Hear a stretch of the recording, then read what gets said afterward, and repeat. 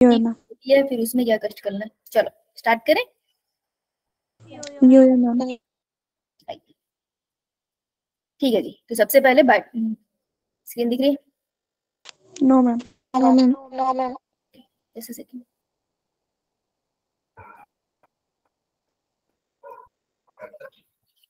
ये लो। हेलो सपना बेटा, अब दिख रही है? मैम। निकाल लो भाई अपनी बुक्स। बायोटेक्नोलॉजी की डेफिनेशन तो हमने पिछले चैप्टर में कर ली थी, है ना? चैप्टर में वो वाला पार्ट नहीं आएगा। हम समझते हैं कि चैप्टर में मुझे किस पेज पे क्या पढ़ना है और किस पेज के हिसाब से पढ़ना है, क्योंकि हम ये तैयारी कर रहे हैं ना। तो सबसे पहले इंडेक्स क्वेश्चन पे जाते हैं। इंडेक्स क्वेश्चन से हमें आइडिया हो जाता है क्या चीजें इंपॉर्टेंट है क्या नहीं। ठीक है, इंडेक्स में सबसे पहला वर्ड कौन सा है? BT cord. This is very important. ठीक है, और ये तो इन्होंने एमसीक्यू की फॉर्म में दिया और इंडेक्स क्वेश्चन लगा के जाना आते हैं। ठीक है, इसने ट्रांसजेनिक बैक्टीरिया कह दिया, जेनेटिकली मॉडिफाई हो गया। Compare and contrast advantage research production of genetically modified, GMO. दूसरा वर्ड है जीएमओ, लिखो वहां पे थर्ड के आगे जीएमओ। अब ये सारा कवर कर लेंगे। Cryoprotein, this is also related to BT cotton. अगर इंडेक्स पीछे जाके चैप्टर के बैक क्वेश्चन में बीटी कॉटन 2 बार आ गया तो इंपॉर्टेंट टॉपिक है। Gene therapy, this is the case of SCID, chapter last में आता है। ग्रोथ हार्मोन, ठीक है, ये ग्रोथ हार्मोन है ना, इसकी जगह इसमें जो आएगा that would be insulin. Can you suggest the method to remove oil from seeds based on the understanding of RDNA technology and used to ये नहीं आता। Internet is golden, golden right, white to me, ये वाले। Blood है proteases and nucleus is. ऐसे complicated social, इसको एक बार discuss कर लेंगे। ठीक है जी। इतना देख के पता चल गया इंसुलिन इंपॉर्टेंट है, गोल्डन राइस इंपॉर्टेंट है, बीटी कॉटन इंपॉर्टेंट है, जीएमओ इंपॉर्टेंट है एंड स्किड बीमारी इंपॉर्टेंट है ना? इतना आइडिया तो हो गया। मैम। अब चैप्टर पढ़िए। अब देखते हैं चैप्टर में हमें करना क्या है। सबसे पहला पेज है जो आपका, ये आपको ये बता रहे हैं, ये आपको ज्यादा इन्फॉर्मेशन नहीं देता।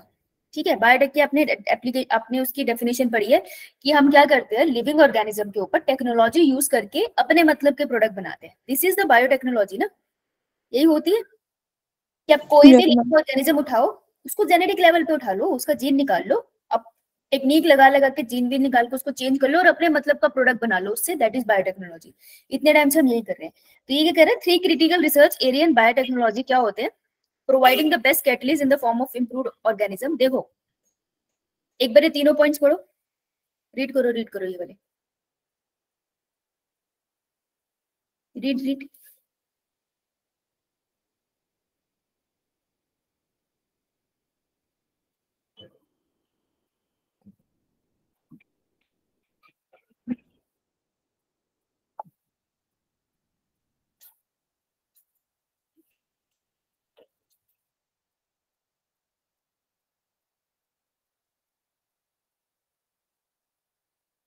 क्या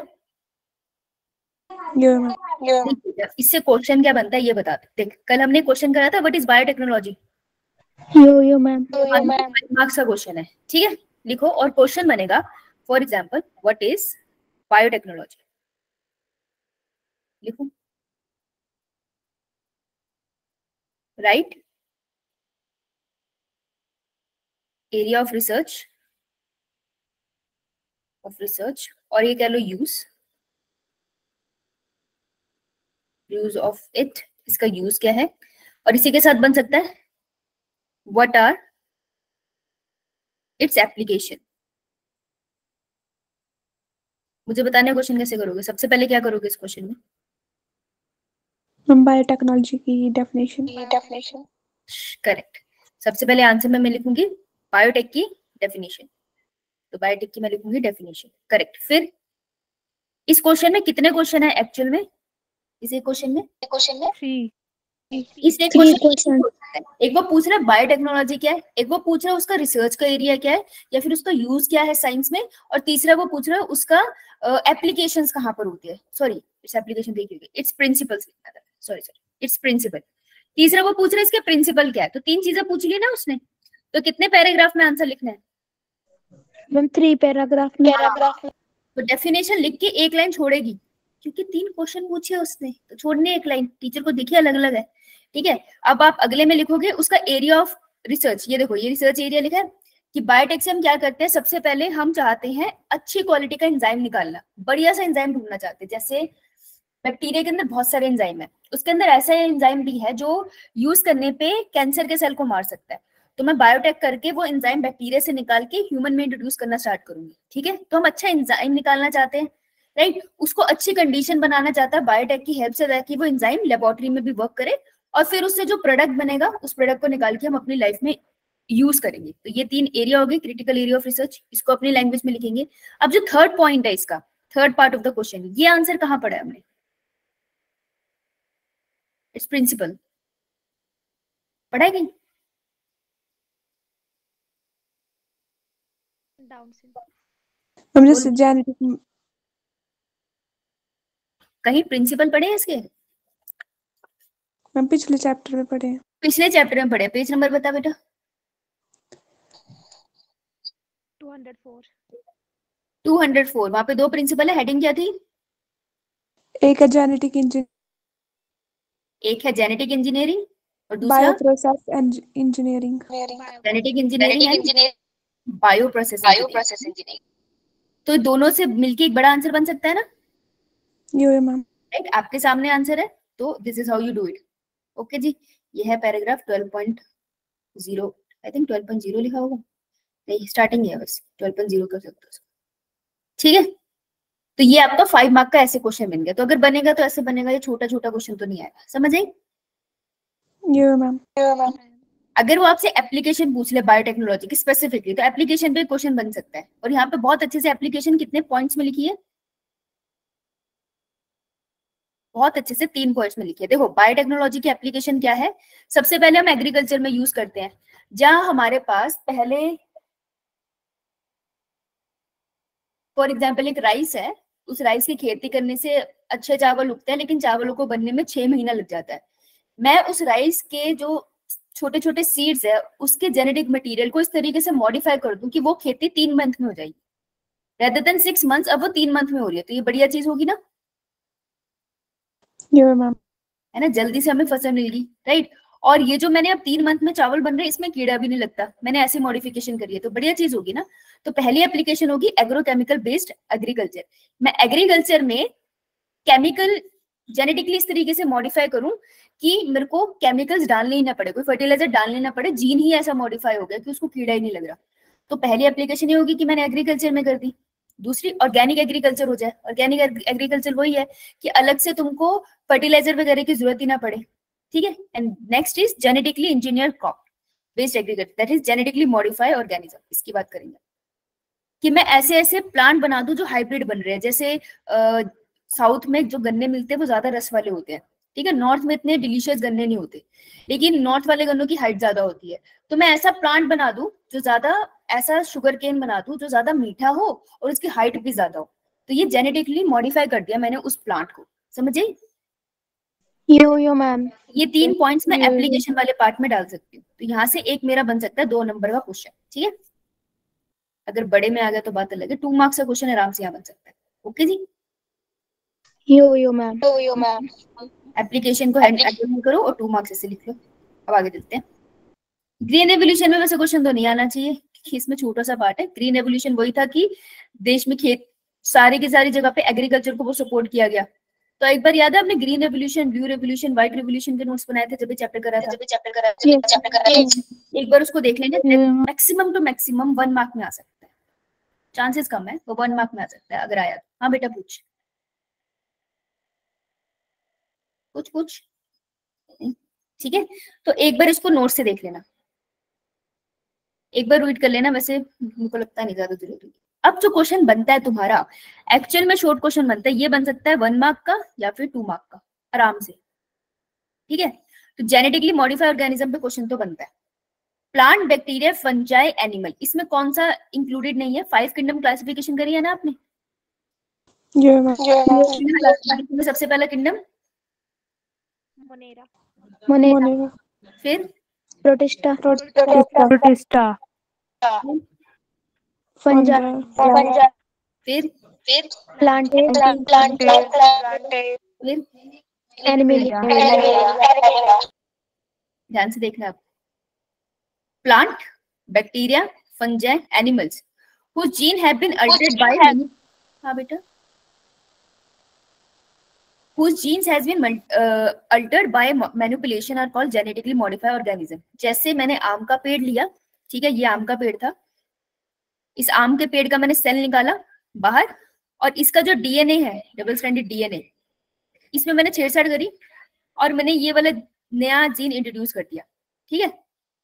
अब मैंने क्या किया, अब इसी को मैंने दूसरे प्लांट में इंट्रोड्यूस कर दिया, इसी प्लांट में डाल दो चाहे, इसी सीडलिंग में डालेंगे वैसे हमने, इससे हमने इस वाले से हमने नया प्लांट ग्रो करा, ठीक है। तो अब ये जो न्यू प्लांट बना है ना, इसको हम बोलेंगे जेनेटिकली मॉडिफाइड ऑर्गेनिज्म। ऑर्गेनिज्म है, लिविंग बीइंग है, और मैंने जेनेटिकली मॉडिफिकेशन के बाद इसे बनाया है, समझ आई बात। इसको कहते हैं जीएमओ। मैम। तो जीएमओ के लिए हम क्या क्या यूज करते हैं, 5 किंगडम क्लासिफिकेशन देखिए, कौन सा हमने यूज नहीं करा है जेनेटिकली मॉडिफाइड। मोनेरा मेंबर कौन होते हैं, बैक्टीरिया। बैक्टीरिया यूज करें, नो मैम। गुड़िया ये दिख रहे हैं, यस मैम। फिर मन से नहीं बोलना, देख के बोलना है, ऑब्जर्व करो उसको। बैक्टीरिया यूज करा है, प्लांट यूज करा है, प्रोटिस्ट, एनिमल भी करा है, फंजाई भी करा है, क्या नहीं करा है, मेरीन ऑर्गेनिज्म। तो जनरली हम इनको यूज नहीं करते, ठीक है। जनरली हम अपने प्रोडक्ट जो निकालते हैं ना, बैक्टीरिया से निकालते हैं, प्लांट, एनिमल और फंजाई से निकालते हैं। तो आप क्या लिखोगे, जब आएगा आपको पहले आएगा डेफिनेशन 2 मार्क में, तो आप क्या लिखोगे, genetically modified organisms are the organism. हम कैसे बनाते हैं उसको, basically organism whose gene have been altered by manipulation, that is known as genetically modified organism. For example, plants के जीन को मॉडिफाई करा तो वो जेनेटिकली मॉडिफाइड ऑर्गेनिज्म हो गए, समझ आई। तो याद रखना, दूसरा मत लिखाना, ठीक। यो मैम। ठीक है, तो ऐसे आप याद रखते हो। नेक्स्ट, अब ये नीचे क्या बता रहा है, इसके यूजेस क्या है, तो यहाँ लिखो जीएमओ यूजेस। ये यूजेस बता रहा है नीचे, जीएमओ की एप्लीकेशन बोल लो या यूजेस बोल लो। तो अगर 2 मार्क का क्वेश्चन है तो आपको यूजेस लिखने हैं, अगर 1 मार्क का क्वेश्चन है तो एक आध यूज लिखाना, ठीक है। लेकिन यहाँ पे 5 यूज बना रहा है, तो अगर आपका 2 मार्क का क्वेश्चन है, आपको कम से कम 4 तो आने चाहिए ना, जरूरत पड़ेगी आपको, आप सही लाइन लिख के नहीं आ पाओगे। तो जेनेटिकली मॉडिफाई अगर हम प्लांट को कर रहे हैं, तो मैंगो के ट्री को मैं अगर मॉडिफाई कर रही हूँ, तो मैं चाहूंगी ना कि अगर बाहर बहुत ज्यादा ठंड पड़ जाए, जैसे सडनली देखो अब मार्च अप्रैल आ गए, सोचो अप्रैल में जाके बहुत ज्यादा यहाँ पर बारिशें स्टार्ट हो जाए, तो वो तो अनफेवरेबल कंडीशन है। तो अनफेवरेबल कंडीशन में मैंगो का ट्री सर्वाइव कर जाए, यही करने की कोशिश कर रही हूँ। Mould tolerant to abiotic species, reduce resilience to chemical pesticide, sorry reduce reliance to chemical pesticide, कि जो मेरा मैंगो का ट्री है उसको पेस्टिसाइड डालने की जरूरत ना पड़े, उसके ऊपर कीड़े कम ही लगे। Help to reduce post harvest losses, कि जब मैं उससे सारे आम तोड़ के हार्वेस्ट करती हूँ तो उसमें ज्यादा नुकसान ना हो, मुझे अच्छे फल मिल जाए वहां से। Increase efficiency of mineral usage by plant, मतलब कि जो भी फर्टिलिटी है सॉइल को, वो सॉइल से फर्टिलिटी अच्छे से खींच ले, ठीक है। अगर फर्टाइल सॉइल है तो अच्छे से फर्टिलिटी खींच पाए, इतनी उसके पास पोटेंशियल होनी चाहिए। So these are some of the uses, समझ आई बात। और यहाँ पर देखो एग्जांपल आगे जो आंसर पूछ रही थी, गोल्डन राइस। गोल्डन राइस किस में रिच होते हैं, vitamin A is good for eyes. For eyes. तो आप कैसे लिखोगे, अगर कोई पूछ ले आपको 1 मार्क क्वेश्चन आ गया गोल्डन राइस, तो क्या लिखोगे बताओ,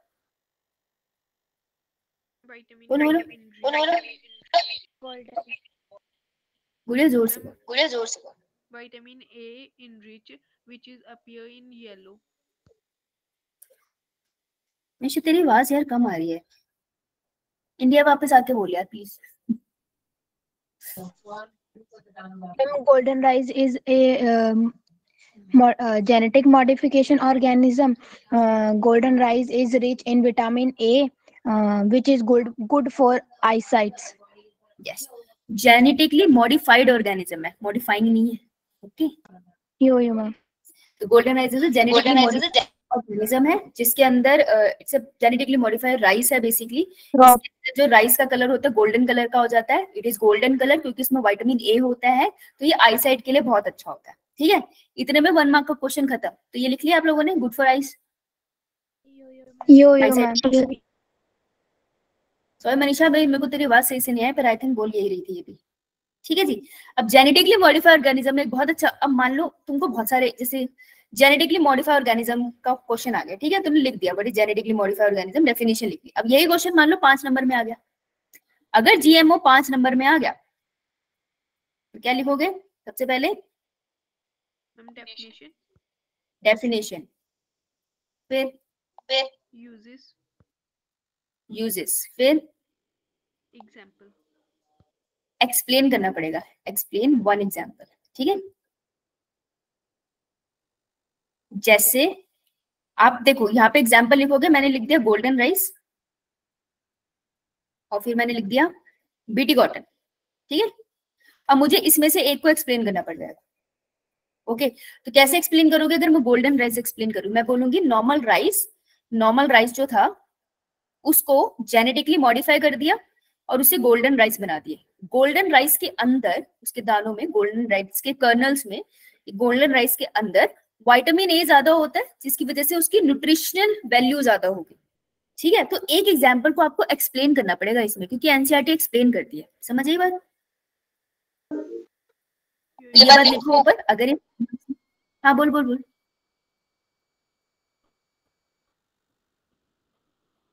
ठीक है, तो अगर ये ऊपर लिख लो, अगर एनसीईआरटी आपसे 5 नंबर का क्वेश्चन मांगता है नीट, तो आप एक एग्जाम्पल को एक्सप्लेन जरूर करके आना। ओके, चाहे वो आप फिर बीटी कॉटन कर देना, कोई चक्कर नहीं है, लेकिन एक एग्जाम्पल को एक्सप्लेन जरूर करना है। क्लियर? यो मैम। थिएटर में अपने डायग्राम नहीं है तो अपनी वेटेज कम हो जाएगी। अब मैंने कहा था ना शॉर्ट फॉर्म्स का आपको फुल फॉर्म आना चाहिए, तो BT stands for Bacillus thuringiensis. Bacillus thuringiensis। क्या bacteria, fungus? Bacteria. It's a bacteria. अगर मैं नाम लिखूंगी, मैं सेपरेटली इनको अंडरलाइन करूंगी, तो इस चीज की गलती मत करके आना। ठीक है, this is the name of species और जीनस? जीनस। दिस इज होता है और ये कैपिटल होता है। ठीक है, ये आपको वहां लिखने की जरूरत नहीं, लेकिन इसे लिखते हुए ध्यान रखना, इसमें नंबर कट सकता है। अगर वो आपसे फुल फॉर्म पूछ लो, अपने कहीं पे भी साइंटिफिक नेम को नहीं अंडरलाइन किया, तुम्हारे मार्क्स डिडक्ट हो जाएंगे आराम से। ठीक है, तो BT cotton BT stands for bacillus thuringiensis bacteria. इसको आगे ये एक्सप्लेन भी करते हैं, आगे जाके एक्सप्लेन हो जाएगा ये। अब ये रहा बीटी कॉटन, तो ये बीटी कॉटन का पूरा केस स्टडी है ना? तो बीटी कॉटन की केस स्टडी आपको आनी चाहिए, क्योंकि इस पे लॉन्ग क्वेश्चन बन सकता है भाई।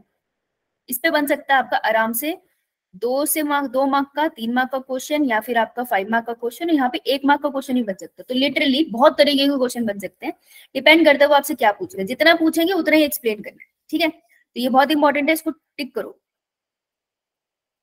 एक बार देख ले एनसीईआरटी ने क्वेश्चन क्या पूछा हुआ है। यो मैम। है ना, उसने देख लेते इन्होंने क्या पूछ लिया बीटी पे।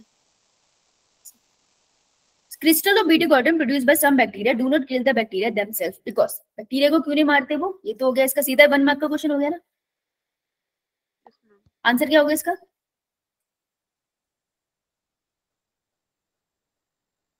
Ma'am option A. Inactive, C. Option C. किसने बोला सी?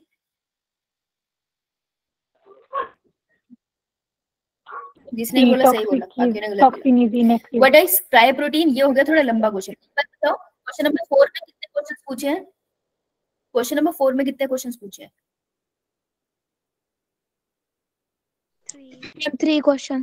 3 क्वेश्चंस है, तो ये लॉन्ग क्वेश्चन हो सकता है आपका। ठीक है, तो देखो लॉन्ग क्वेश्चन भी मिल गया। तो what are cry proteins? Name an organism that produces them.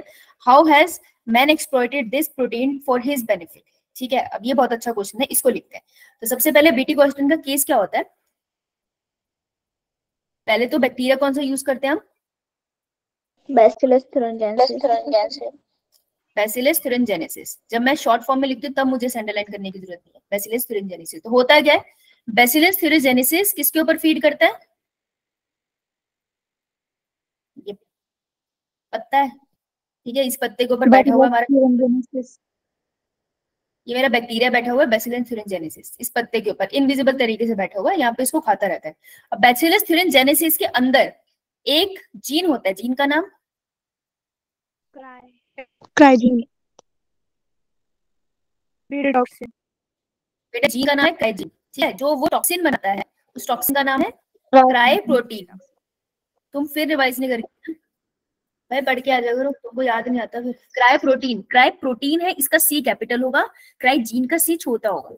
Cry protein इसकी बॉडी में बनता है, लेकिन ये तो प्राइमरी स्ट्रक्चर है, तो मैं क्या बोलूंगी प्रोटीन कैसा है, इनएक्टिव। इसकी बॉडी में इनएक्टिव रहता है क्योंकि इसको स्पेसिफिक पीएच चाहिए एक्टिवेट होने के लिए। तो बैक्टीरिया को क्यों नहीं मारा क्राई प्रोटीन ने, क्योंकि वो क्या था, इनएक्टिव। ठीक है, इसमें पहले क्वेश्चन आंसर था इनएक्टिव। अब क्या होता है, हमने ये चीज रियलाइज करी कि ऐसा होता है, तो हम क्या करते हैं कि इस बैक्टीरिया का जो जीन है जेनेटिकली मॉडिफाई करते हैं, इस जीन को हम निकाल लेते हैं, एक्सट्रैक्ट करते हैं और किस में डाल देते हैं, कॉटन प्लांट। अब कॉटन प्लांट के अंदर आपको बैसिलस का जीन मिल रहा है ना, कॉटन प्लांट के सीड में तुमने डाल दिया। अब इस सीड से तुमने पूरा पेड़ उगा लिया, मान लो प्लांट उगा रहे पूरा का पूरा, तो कॉटन के प्लांट के अंदर आपको बैसिलस का जीन मिल रहा है, इसलिए मैं कॉटन के प्लांट को बुलाने लग गई हूँ बीटी कॉटन। समझ आई?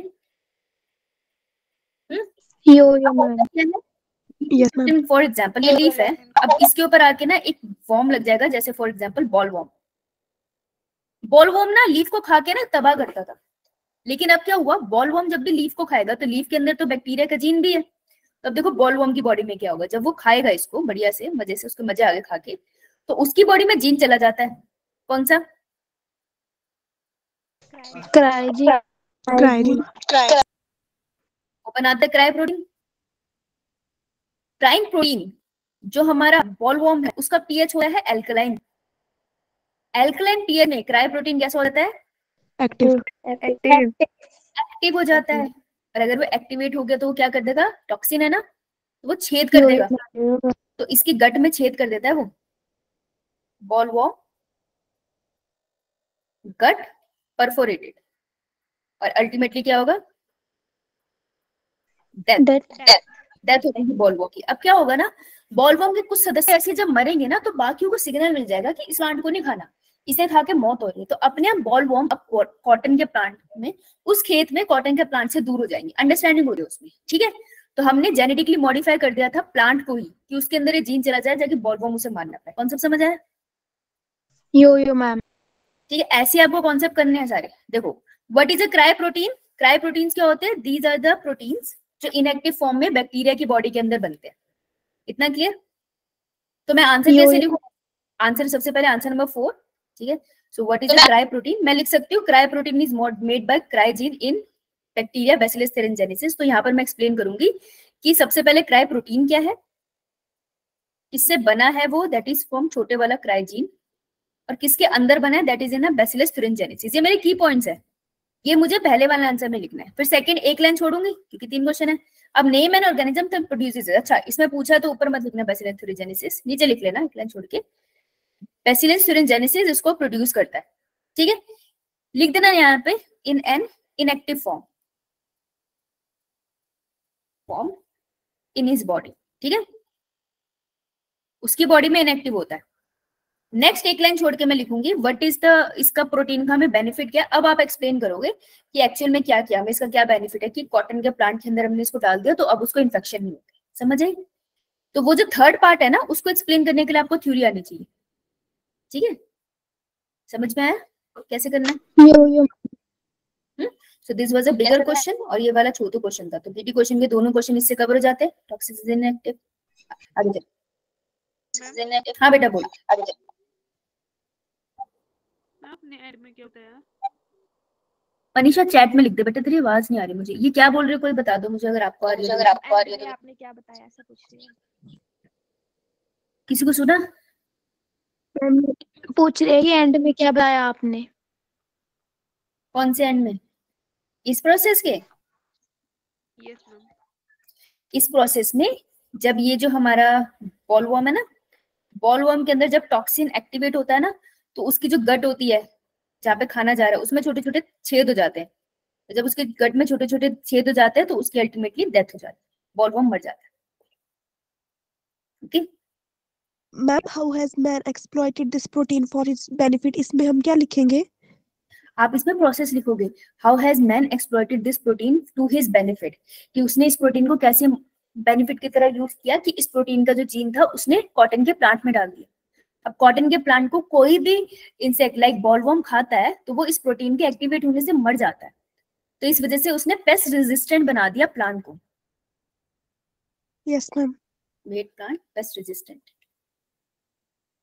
इसकी लैंग्वेज तभी समझ आएगी जब तू उसे पढ़ेगी ना इंग्लिश में, तो यहाँ से वर्ड में लिखेगा। ये देख, ये वाला पैराग्राफ दिख रहा है बीटी कॉटन का, आगे एक सेकेंड, ये है ना बीटी कॉटन। जब इसको पढ़ेगी ना तो यहाँ से इसकी लाइन बनेगी, ठीक है। यहाँ पे सब कुछ लिखा है जो मैंने तुमको पढ़ाया ना, सारी की सारी इंग्लिश में पूरी बात लिखी है। इनएक्टिव प्रोटेक्शन है, देन टॉक्सिन हो जाएगा एंड ऑल दैट। तो यहाँ से तेरा आंसर बनेगा। ओके यो मैम। ठीक है, तो इसमें कोई डायग्राम नहीं बनेगा, इसलिए आंसर बहुत अच्छा लिखना है। कीवर्ड्स याद रखना, कीवर्ड्स क्या है इस वाले के, मैं कीवर्ड अंडरलाइन करा देती हूँ, तुम आंसर लिखते टाइम इसको ध्यान रखना और प्रैक्टिस कर लो इसको। कीवर्ड है इसमें inactive protoxin, bacillus thuringiensis mention करोगे ही, ठीक है। इसके अलावा मिडगट में जाके इफेक्ट होता है ये पता होना चाहिए। इसके अलावा active alkaline pH is something जो आप इसको अंडरलाइन करोगे जब आप आंसर लिखोगे। और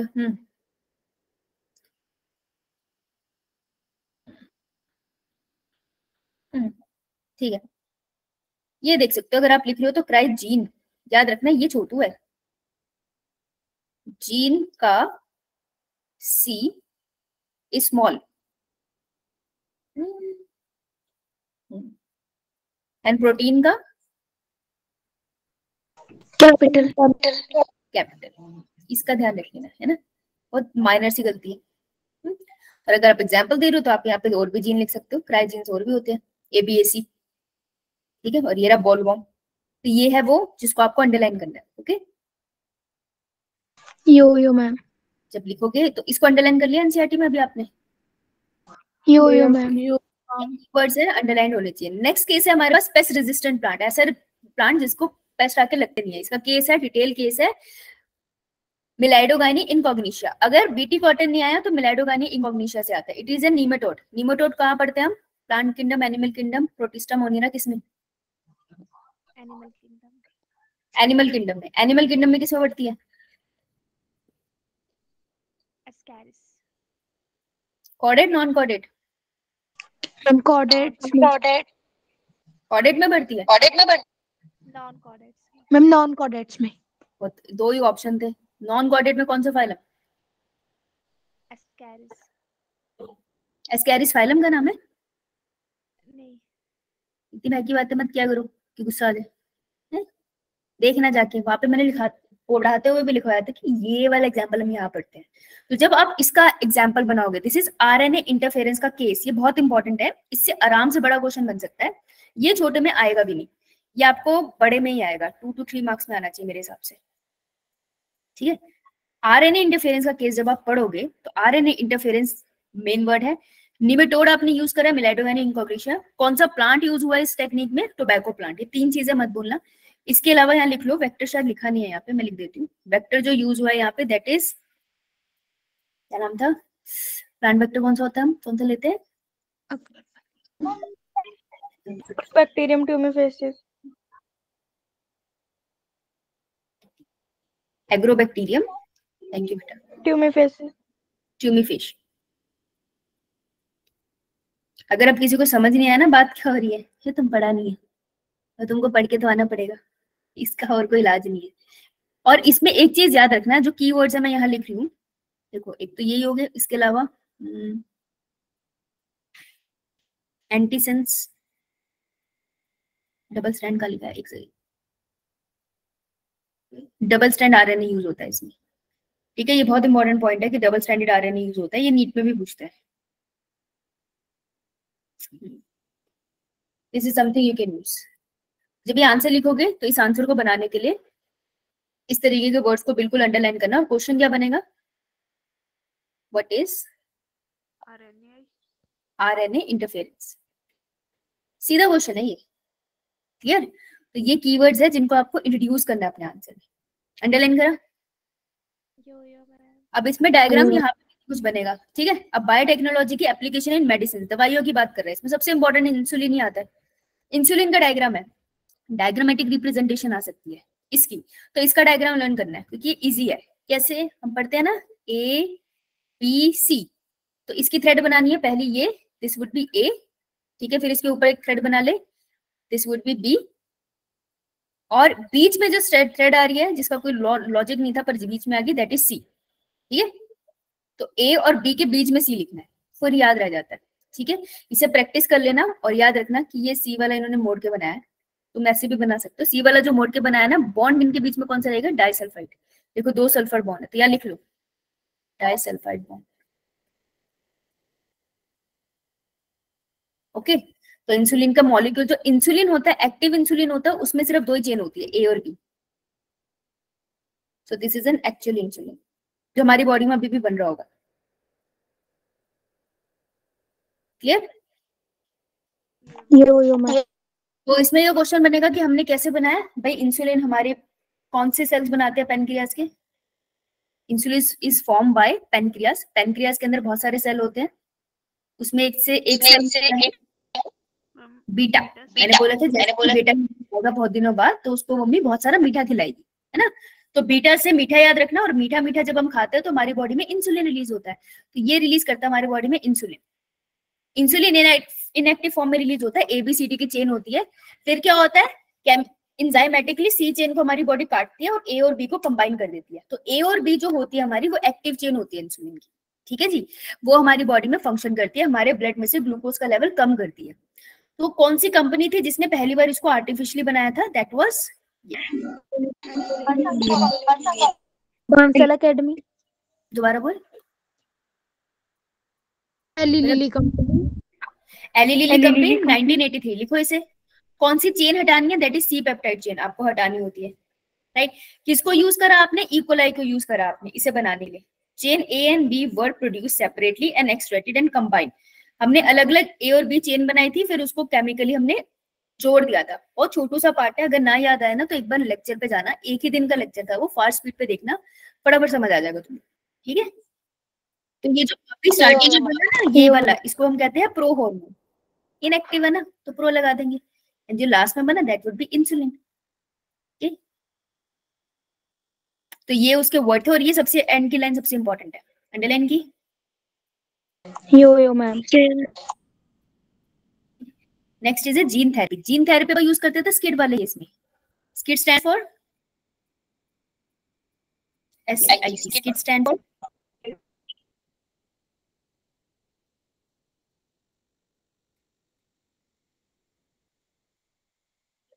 रिवाइज करके आए, सीवियर कंबाइंड इम्यूनोडेफिशिएंसी सिंड्रोम।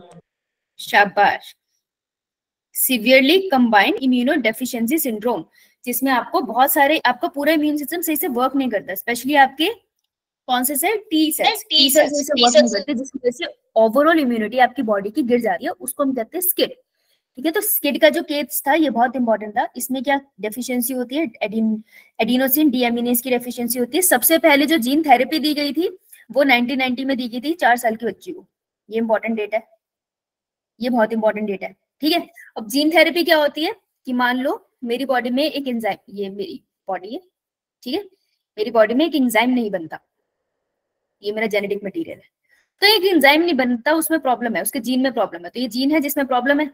हमने क्या करा, एक सेल निकाला मेरी बॉडी का, और उसमें ये जो डिफेक्टिव था इसको बाहर निकाल दिया जीन, और इसकी जगह मैंने सही वाला जीन लगा दिया उसी जगह पे। अब इसी सेल को कल्चर करके मैं वापस अपनी बॉडी में डाल दूंगी, मोस्टली बोन मैरो की तरफ डाले जाते हैं, राइट। तो इसको कहते हैं जीन थेरेपी, की गलत जीन को निकाल के अच्छा वाला जीन डाल के वापस बॉडी में डाल दिया। तो ये आप किसी को, मतलब जैसे पैदा होने के बाद जीन थेरेपी आराम से दे सकते हो, पैदा होने से पहले तो ज्यादा अच्छा, पैदा होने के बाद दे सकते हो आप जीन थेरेपी। तो this is non A gene therapy, जिसमें आपको ये केस एक्सप्लेन करते हैं एडीए डेफिशिएंसी का, ओके। अरे अरे अरे क्या हो गया, सो ये एग्जाम्पल आपको करके जाना पड़ेगा जीन थेरेपी का। अब अगर क्वेश्चन आएगा जीन थेरेपी का तो कैसे क्वेश्चन बन सकते हैं, जीन थेरेपी का क्वेश्चन 3 मार्क्स में बन सकता है। जैसे 5 मार्क का क्वेश्चन है ना, 2 पार्ट्स में डिवाइड हो क्या सकता है, डायरेक्ट आता है question, what is gene therapy, या फिर एक्सप्लेन जीन थेरेपी, तो आप एक्सप्लेन करने के लिए क्या लिखोगे?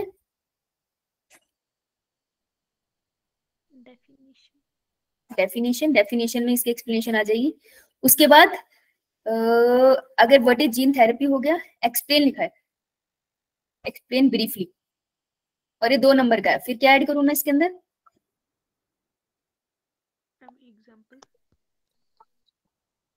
बोलो। 2.5 नंबर का क्वेश्चन है, क्या लिखूं?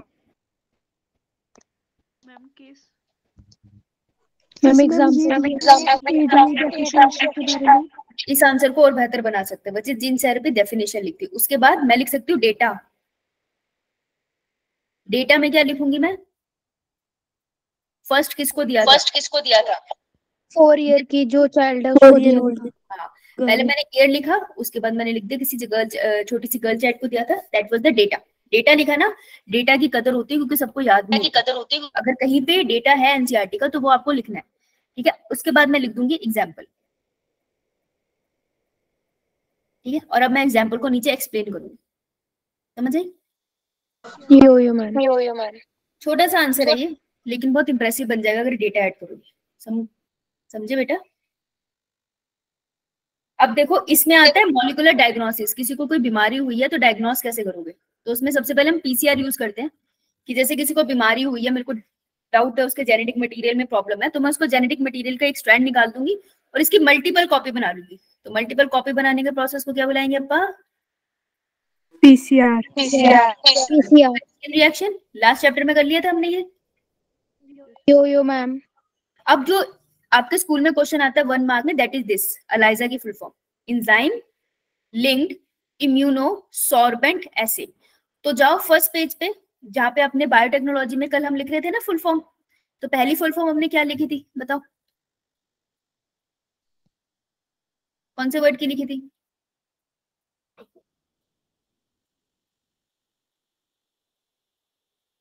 फुल फॉर्म लिखी थी ना हमने ऊपर। मैम ईएफपी की। EFP stands for European federation of biotechnology.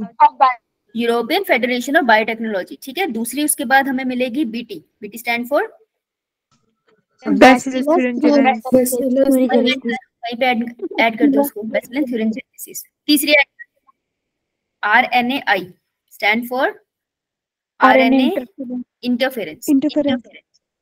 वही ऐड कर, ऊपर ही नोट्स बना। और फोर्थ में लिख रही हूँ ELISA स्टैंड्स फॉर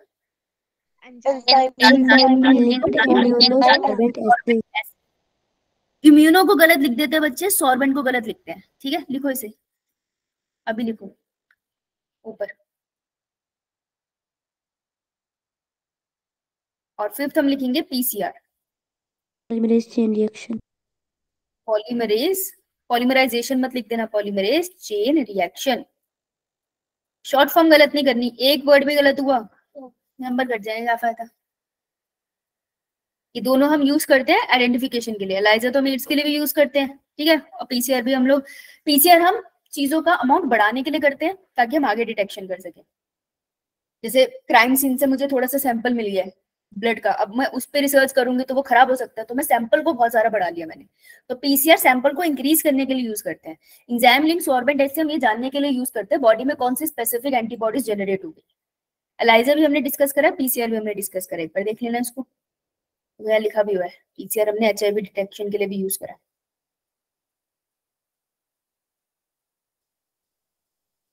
ये नीट की लाइन है, ELISA is based on the principle of antigen antibody reaction interaction. NEET की लाइन है ये, कि स्टेटमेंट सही थी या गलत। अच्छा नीचे आते हैं, ट्रांसजेनिक एनिमल। ट्रांसजेनिक एनिमल का क्या मतलब है? ये आपका सीधा 1 मार्क का बन सकता है, अंडरलाइन करो इसको और वहां लिख दो 1 mark. What are transgenic animal? तो ट्रांसजेनिक एनिमल क्या होंगे बताना।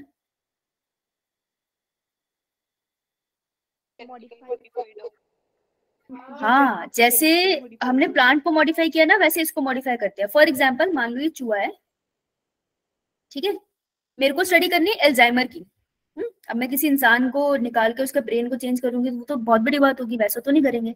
Alzheimer is a brain disease, तो मैं क्या, चलो एल्जाइमर को छोड़ो अगर तुमको नहीं पता। लेट्स से हमको स्टोन को स्टडी करना है, ठीक है।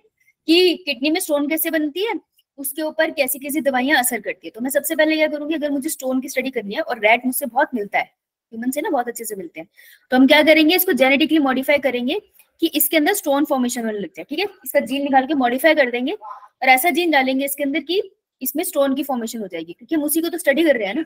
तो इसमें मैं ऐसा रैट बना दूंगी जिसमें स्टोन फॉर्म होने लग जाए। अब मैं इसको यूज कर सकती हूँ फॉर रिसर्च, रिसर्च के लिए हम इसको यूज करते हैं। एक्चुअल में ऐसे ही करते हैं, जेनेटिकली मॉडिफाई करते हैं। जैसे किसी भी बीमारी की स्टडी होती है ना, पहले एनिमल को वो बीमारी की जाती है, उसके बाद उसके ऊपर दवाई का असर होगा ना। अगर मैं कोविड की दवाई कह रही हूँ, तो मैं कोविड की दवाई के लिए पहले एनिमल को कोविड भी तो करवाऊंगी, पहले मैं उसको कोविड से इन्फेक्ट कराऊंगी, उसको भी कोविड जैसी बीमारी होगी, फिर मैं उसके ऊपर वो दवाई को टेस्ट करके देखूंगी कि असर हो रहा है नहीं हो रहा है, क्या साइड इफेक्ट आ रहे हैं। तो जेनेटिक ट्रांसजेनिक एनिमल का मतलब होता है animal that have their DNA manipulated, उनके डीएनए को हमने छेड़ दिया, क्योंकि ये एनिमल बोल रही हूँ इसलिए डीएनए लिखना है या आरएनए नहीं, राइट। जैसे कि अगर किसी को स्टोन है, अगर उसके जीन उठा के हम रैट में ट्रांसफर करें तो वैसे ही स्टोन बन तो उस पर भी अलग से स्टडी हो सकती है। हम ह्यूमन के जीन्स को नहीं छेड़ते बेटा कभी भी किसी के साथ, लेकिन अगर किसी को स्टोन है और हमें लग रहा है कि ये जेनेटिक लेवल पे पास ऑन हो रहा है, मान लो मैंने डिस्कवर कर लिया जेनेटिक लेवल पे, मेरे को शक है कि ये वाला जो जीन है ना इसके साथ लॉचा हुआ है तभी स्टोन होता है, तो मैं क्या करूंगी कि मैं रैट उठाऊंगी, रैट का डीएनए बाहर निकालूंगी और उसके डीएनए में ये वाला जो जीन है, let's say this is a gene number, gene at chromosome number 3, तो मैं रैट के क्रोमोसोम नंबर 3 पे इस लोकस पे जो जीन है उसको लेट्स से ऑफ कर दूंगी या फिर बाहर निकाल के फेंक दूंगी। अब मैं वापस से जेनेटिक मटेरियल रैट में डाल के देखूंगी कि क्या इसको स्टोन होता है या इसकी बॉडी में क्या क्या फर्क पड़ता है। ऐसे करते हैं, समझे? ह्यूमन के जीन्स को हम अंदर नहीं डालते किसी और, ह्यूमन के ऊपर इस तरीके की एक्सपेरिमेंटेशन इज वेरी रिस्की। बाकी सारी नो डाउट आते हैं। अब देखो ये तुमको रीजन बता रहे हैं, जो मैंने तुमको बोला ऊपर वही बता रहे हैं कि ट्रांसजेनिक एनिमल, अगर एक आंसर आया तो तुमने बना दिया ट्रांसजेनिक एनिमल्स ये होते हैं, लेकिन कभी भी 1 मार्क का क्वेश्चन इसमें मत छोड़ देना, एक एग्जांपल लिख देना। जैसे मैंने लिख दिया ट्रांसजेनिक एनिमल की डेफिनेशन 1 मार्क में, और दूसरा एग्जांपल इसका एक यूज, 1 यूज लिखाना, ठीक है? एक यूज लिखाना बहुत है, 2 लाइन का आंसर बनेगा ये सिर्फ। अब अगर आपको स्पेसिफिकली यूज आ जाए ट्रांसजेनिक एनिमल क्यों बनाते हैं हम, यूजेस क्या है, इसकी एप्लीकेशन क्या है, तो यहाँ बहुत अच्छे से हेडिंग दी है कि हमने किसी की नॉर्मल फिजियोलॉजी और डेवलपमेंट को समझना है कि बॉडी में फिजियोलॉजिकल फंक्शन कैसे चलते हैं, उसको समझने के लिए, डिजीज को स्टडी करने के लिए हम बनाते हैं, अभी करा हमने जैसे स्टोन हो गया, बायोलॉजिकल प्रोडक्ट कैसे निकलेंगे उसके लिए भी करते हैं, जैसे मैंने इकोलाई लिया, इकोलाई के अंदर गड़बड़ी कर दी, अब इकोलाई के अंदर इंसुलिन बनने लग गया, तो इंसुलिन बायोलॉजिकल प्रोडक्ट है ना, बहुत सारा इंसुलिन बनेगा, तो मैं सारे बैक्टीरिया को ऐसे ही इन्फेक्ट कर रही हूँ कि वो बहुत सारे इंसुलिन बना रहे हैं, तो बायोलॉजिकल प्रोडक्ट फॉर्मेशन में यूज होता है। ये सब तब समझ आएगा अगर पढ़ के आए हो, ठीक है? और वैक्सीन सेफ्टी जानने के लिए, कोविड की वैक्सीन तो हमने मार्केट में ऐसे रिलीज कर दी क्योंकि दुनिया में कोविड फैल गया था, वेट कर नहीं सकते थे, तो कोविड की वैक्सीन बनी और वो मार्केट होगी। लेकिन कोई भी जब वैक्सीन बनती है ना तो वो 10 सालों का प्रोसेस होता है, पहले वैक्सीन बनती है, फिर उसको रैट्स के ऊपर आजमाया जाता है, फिर उसको मंकीज के ऊपर आजमाया जाता है, फिर उसको क्लिनिकल ट्रायल में डालते हैं। क्लिनिकल ट्रायल मतलब कि मान लो किसी को कोविड होता है, अगर एक रेयर डिजीज होती, तो फिर किसी को कोविड हुआ होता और उसके ऊपर कोई असर नहीं कर रही होती दवाई, तो उसको बताया जाता कि ऐसी एक मार्केट में दवाई आई है, आप ट्राई करना चाहोगे अपने रिस्क पे, तो ऐसे कोई वॉलंटियर करते हैं लोग, फिर उन पे ट्राई किया जाता है, फिर उसके साइड इफेक्ट लिखे जाते हैं, फिर लगभग 10 सालों के बाद फाइनली अगर साइड इफेक्ट कम है और प्रॉफिट ज्यादा है, फिर उस वैक्सीन को मार्केट में रिलीज किया जाता है। तो ये सबसे पहले जिन पे आजमाई जाती है वो रैट्स और मंकीज होते हैं, तो वैक्सीन की सेफ्टी हम इन पे जानते हैं, ठीक है? क्योंकि उनको जैसे इन्फेक्शन होते हैं ना, हमें भी लगभग वैसे से होते हैं, इसलिए हम पता कर लेते हैं कि वैक्सीन सेफ है या नहीं। एंड केमिकल सेफ्टी टेस्टिंग, जैसे कोई केमिकल है, हम कहते हैं ना कि हर केमिकल की कॉन्सेंट्रेशन एक लिमिट तक होनी चाहिए, कोई केमिकल ज्यादा होने से पॉइजनस हो जाता है। कभी तुमने सुना होगा कि चाय को भी अगर दोबारा गर्म करो तो पॉइजनस हो जाती है। Yes ma'am. कोई केमिकल कब पॉइजन होता है, कितने अमाउंट में वो पॉइजन नहीं है, ये एनिमल के ऊपर टेस्ट होता है कि मैंने ले लिया कोई फर्टिलाइजर मैं यूज करने वाली हूँ लेट्स से, ठीक है, कोई केमिकल यूज करने वाली हूँ अच्छे प्रोडक्ट के लिए, कब जाके पॉइजन की तरह काम करने लग जाएगा। तो हम ये किसी एनिमल को देंगे, फिर देखेंगे कब तक उसकी बॉडी सही से रिएक्ट कर रही है, ठीक है, किस कॉन्सेंट्रेशन पे उसकी बॉडी खराब होने लग गई और कब उसकी डेथ होगी, उससे पता चलता है कि कोई चीज पॉइजनस कब होती है। तो जब किसी के ऊपर पॉइजनस लिखा होता है ना, तो वो किसी एनिमल पे ट्राई करके निकला होता है। तो एनिमल्स इन सबके लिए बहुत ज्यादा यूज होते हैं, इसलिए ट्रांसजेनिक एनिमल्स की साइंस में बहुत रिस्पेक्ट करनी चाहिए, क्योंकि वो उनके सेक्रीफाइस की वजह से हम लोग कुछ भी कर पाते हैं। कि कोई मेडिसिन भी होती है ना, वो भी देखते हैं कि कितनी कॉन्सेंट्रेशन तक रखनी है, कितनी नहीं रखनी। सारी दवाइयां पॉइजनस भी तो हो सकती है ना, कॉन्सेंट्रेशन बढ़ जाए तो ये पॉइंट्स है। अब अगर ध्यान से देखो इस आंसर में, इफ यू सी, अगर यूजेस आ गया या एप्लीकेशन ऑफ ट्रांसजेनिक एनिमल्स आ गए, तो आपके पास कितने पॉइंट है? 1 2 3 4, कितने? 5 5 पॉइंट है। हेडिंग्स है, तो आपको हेडिंग आनी चाहिए, एटलीस्ट हेडिंग की प्रैक्टिस करके जाना। नीचे चाहे तुम कहानी तुम्हें उस टाइम जो सी भी याद आए, हेडिंग्स के अच्छे से प्रैक्टिस करके जाना, और बोल्ड में हेडिंग लिखनी है, राइट? और अगर लिखो तो फिर कैसे लिखोगे? कैपिटल लेटर्स में। बेटा बोल्ड को ही कैपिटल लेटर बोलते हैं। मैम अंडरलाइन करेंगे उसे। हाँ, अंडरलाइन करोगे, दोनों में से एक चीज करोगे, ठीक है? एथिकल इश्यूज, एथिकल इश्यूज देखो, एथिकल बात ही तो थी कि तुम एनिमल को इतना यूज कर रहे हो, मार रहे हो, तो वो एथिकल इश्यूज तो आएंगे सोसाइटी में कि आप एनिमल के साथ ऐसे कैसे कर सकते हो। तो एथिकल इश्यू के लिए ये जो एथिकल इशू है, ऐसे ना हर किसी को मारना अलाउड नहीं होता, रूल होता है। आप एनिमल को भी एक तरीके से यूज कर सकते हो, ठीक है? तो उसको जो देखता है उसका नाम है जीईएसी। जाओ पिछले चैप्टर में और ऊपर लिखो, जीईएसी की फुल फॉर्म है जेनेटिक इंजीनियरिंग अप्रूवल कमिटी। ये नीट में भी क्वेश्चन आता है, वेरी इंपॉर्टेंट, 4 मार्क का ही। मैं 4 मार्क तुम कुछ और समझ लोगे, ये पीवाईक्यू का पार्ट है। फुल फॉर्म लिखो इसकी, इससे आपका बन जाएगा 1 मार्क का क्वेश्चन आ सकता है। व्हाट इज, सिंपल लिखेंगे जीईएसी। तो आपको सबसे पहले क्या करना होगा, पहले तो इसकी फुल फॉर्म लिखनी पड़ेगी, फिर उसका फंक्शन लिखना पड़ेगा। तो ये कमेटी है इंडियन गवर्नमेंट की, तो ये रेगुलेट करती है कि जो भी जेनेटिकली मॉडिफाई ऑर्गेनिज्म है, जो रिसर्च है, उसको सही से किया जा रहा है या नहीं। ऐसा तो नहीं है ना कोई अपनी लेबोरेटरी में दानव बना रहा है, वो तो खतरनाक बात हो जाएगी ना। अपने पास तो कोई सुपर हीरो भी नहीं है बचाने के लिए, राइट? तो ये इसका फुल फॉर्म और इसका फंक्शन, इतने में आंसर आ जाएगा। 1 मार्क का आंसर सीधा सीधा लिखा है, underline. Yo ma'am. Question will be simply GEAC, expand करना होगा इसे, सीधा क्वेश्चन। नेक्स्ट आते हैं, खत्म होने वाला होगा ये तो। बासमती तो फिर बहुत वैरायटी है बासमती की दुनिया भर में। चलो बढ़े, अब एक क्वेश्चन आता है 1 मार्क का, ये 1 mark, biopiracy. What is biopiracy? Biopiracy is the term used to refer to the use of bioresources by multinational companies and other organizations without proper authorization from the countries and people concerned without compensatory payment. Biopiracy पे question आया 1 mark का, तो मैं कैसे लिखूंगी 1 mark का question? कहाँ से स्टार्ट करेगी डेफिनेशन बताइए?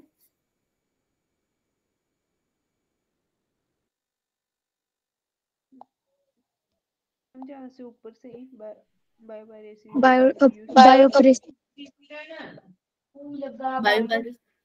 आगे His term has to refer the use of बस यही नहीं लिखना है, बस यही नहीं लिखना है। बायोपायरेसी दिख रहा है ना मुझे, तो मैंने कैपिटल्स में बायोपायरेसी की हेडिंग दे दी ना। रेफर टू, ठीक है? It is the term use to. इस आंसर को पढ़ के टीचर इरिटेट होता है, इसकी क्या जरूरत थी ना, इसकी कोई जरूरत नहीं थी। सिंपल सीधा उसको एड्रेस कर, refer to the use of bio resources, ठीक है? बायोस्पेरेसी रेफर करती है कि कोई भी, फॉर एग्जांपल मैंने उस टाइम में बोला था, जैसे केरला में मुझे एक फ्रूट मिला है, ठीक है? तो ये फ्रूट मिला केरला में, एक ब्रिटिशर आया, उसने केरला में वो फ्रूट देखा, उस फ्रूट के, उस प्लांट के सीड लेके वहां चला गया, वहां पे उसने वही फ्रूट उगाया और उससे निकलने वाली मेडिसिन बनाई जो कैंसर को ट्रीट करती है, पूरी दुनिया में बेच रहा है। फ्रूट कहाँ से लेके गया वो? इंडिया, ठीक है? तो अब वो जो भी केमिकल बेच रहा है उसके ऊपर हक तो इंडिया का भी है ना। एक सेकंड, तो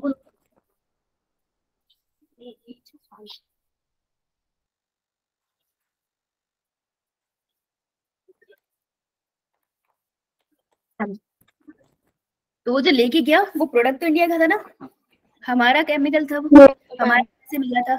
तो हमें ना उसने पूछा, ना उसने हमें बचाया, चुपचाप अपने देश में ले गया और अपने देश पे अपने कंपनी का नाम लगा के वो बेच रहा है। उसमें जो प्रोडक्ट का जो पैसे आने थे ना, उसके हर सेल के साथ इंडिया को भी पैसे मिलने चाहिए थे और उस रीजन को भी पैसे मिलने चाहिए थे, स्पेसिफिकली जिस जंगल से वो लेके गया, वहां की अथॉरिटी को पैसे मिलने चाहिए थे हर सेल पे, पर उसने नहीं पैसे दिए क्योंकि उसने बताया नहीं। तो बायोपायरेसी इसको कहते हैं, चोरी करना, किसी और के देश से सामान उठा के ले गए और अपने नाम पे बेच रहे हो, दैट इज बायोपायरेसी। ओके, तो ये बहुत होता है। बासमती राइस के साथ ये हुआ था, यूएस ने क्लेम किया था कि उन्होंने नई वैरायटी ऑफ बासमती बनाई है, पर एक्चुअली इंडिया से ड्राइव हुआ था, राइट। तो बायोपायरेसी बहुत होता है और इंडिया में बहुत होता है, क्योंकि इंडिया के पास इतने सारे रिसोर्सेज है ना, दूसरी कंट्री आके ले जाती है, वहां पे प्रोडक्शन कर देती है और बोलती है हमारा प्रोडक्ट है, लेकिन वो इंडिया का प्रोडक्ट है, राइट।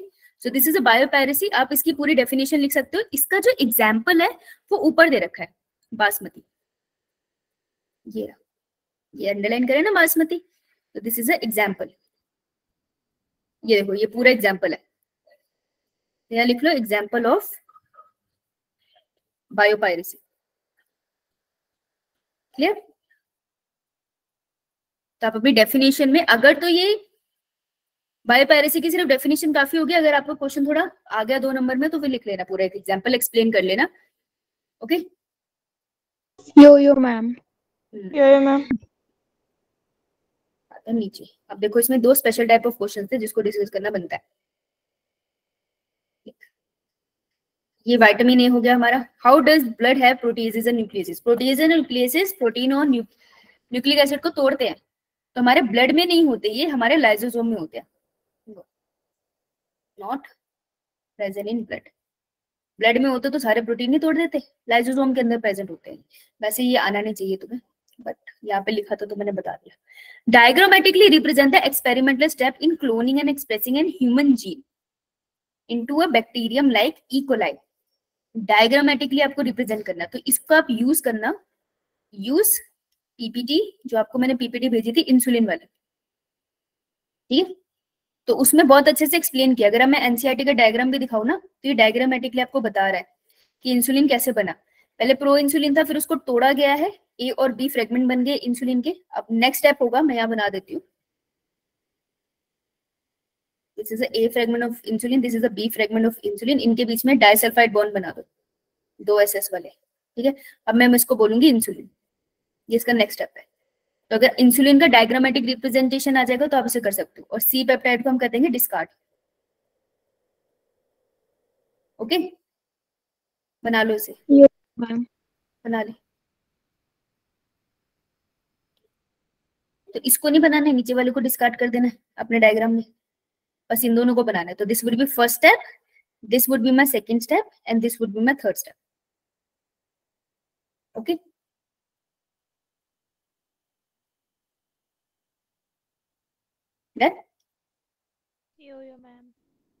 ठीक है। ये डायग्रामेटिक रिप्रेजेंटेशन है, तो क्या मैं इसमें कोई एक्सप्लेनेशन लिखूंगी? नो। सिर्फ डायग्राम बोला है ना, तो यहाँ पे हमने कोई एक्सप्लेनेशन नहीं लिखनी है, नो एक्सप्लेनेशन। पर आते हैं स्किड, ये जीन थेरेपी है। ये क्वेश्चन नंबर 5 में कितने क्वेश्चन है? 2 मैम 2 क्वेश्चन। फर्स्ट क्वेश्चन का आंसर मैं क्या लिखूंगी? क्या लिखूं फर्स्ट आंसर में? डेफिनेशन। फिर मैं इसमें लाइन छोड़ू? Yes ma'am. सेकंड में क्या लिखूंगी? एक्सप्लेन करूंगी एडिनोसिन डीएमिनेज डेफिशिएंसी को, ठीक है। और सेकंड को मैं कैसे, सेकंड पैरे को मैं स्टार्ट कैसे करूंगी? फॉर एग्जांपल, सेकंड पैरे को स्टार्ट कैसे करेगी? फॉर एग्जांपल से, ठीक है। Yes ma'am. फॉर एग्जांपल के बाद कॉमा लगाना होता है। ऊपर आते हैं, एक बहुत अच्छा लाइन था ये, compare and contrast the advantages and disadvantages of production of genetically modified crop. ये आंसर प्रिपेयर करके जाना, ठीक है। अभी इसको लिख लो, राइट करना है इसे अपनी कॉपी में।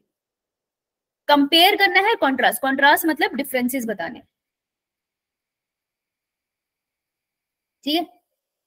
तो कंपेयर का मतलब होता है कि वैसे तो एडवांटेजेस भी लिखने होते हैं, पर इसमें आएगी नहीं इस तरीके से। तो आपको इस वाले क्वेश्चन में क्या करना है, आपको डिफरेंसेस बताने, तो डब्बा बनेगा इसमें, ठीक है। यहाँ पे आप लिखोगे एडवांटेजेस, यहाँ आप लिखोगे डिसएडवांटेजेस।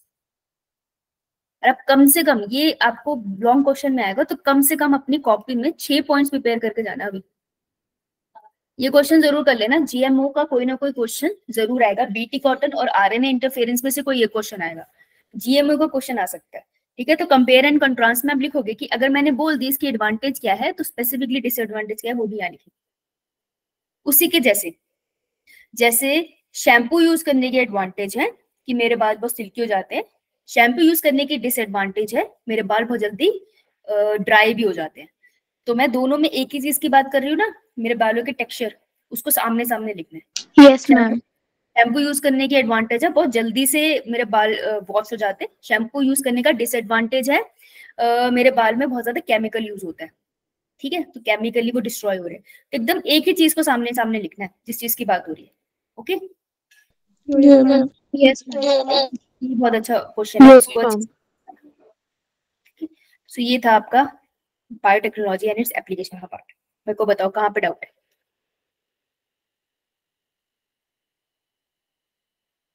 ठीक है, अब मेरे को बताओ फर्स्ट यूनिट पढ़ रहे हो आप लोग अपने उसके लिए, बोर्ड्स के लिए?